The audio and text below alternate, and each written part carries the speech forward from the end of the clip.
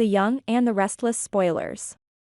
Victor Newman, a man of unparalleled power and influence in Genoa's city, found himself in an unprecedented predicament. Standing in his opulent living room, he revealed a dark and disturbing truth to Nikki and Michael. "Jordan is a murderer," he said, his voice laced with gravity. "She once tried to kill her own wife and granddaughter. I had no choice but to eliminate her."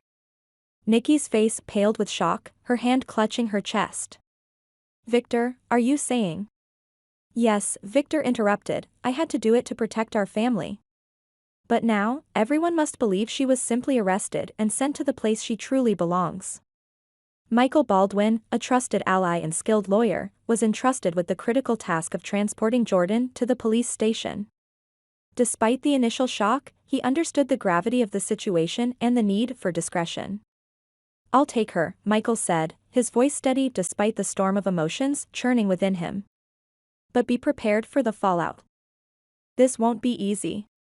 The fateful journey. Michael ensured that Jordan was securely placed in the back of the police transport vehicle.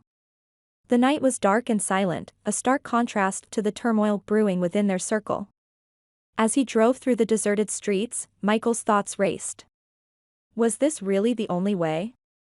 Could Victor's actions be justified?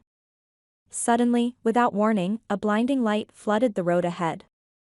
Michael's heart pounded as he tried to swerve, but it was too late. The vehicle collided violently with another car, sending it spiraling out of control. The sound of metal crunching and glass shattering filled the air. Michael's head slammed against the steering wheel, and the world around him faded into blackness. The aftermath. When Michael regained consciousness, pain shot through his body, and his vision was blurred. He tried to move, but every muscle protested. The car was overturned, and the air was thick with the acrid smell of gasoline. Struggling to focus, he saw that Jordan was no longer in the vehicle. Panic set in as he realized the severity of the situation. Jordan had escaped. Michael's mind raced. Was this an elaborate kidnapping plan, or had Jordan orchestrated the entire incident? The thought of Jordan being free sent chills down his spine. She was dangerous, and now she was loose in the city, with vengeance likely on her mind.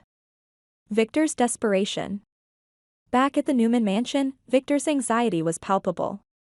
News of the accident had reached him, and his worst fears were being realized. He paced the room, his thoughts consumed by the potential repercussions.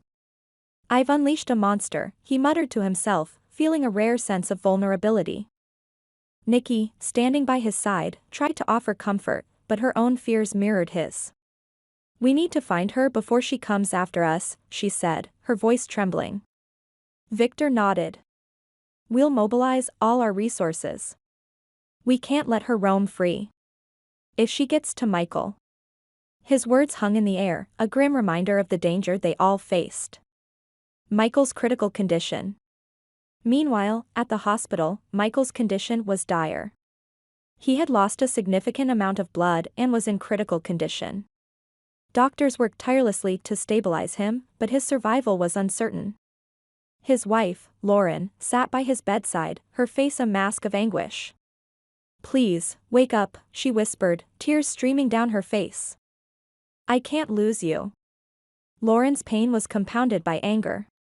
She knew Victor's actions had put Michael in this position, and she found it hard to contain her fury. How could he do this, she thought. Victor has gone too far this time. He must be held accountable. The mystery of Jordan's escape. As the city reeled from the news, questions swirled about Jordan's escape.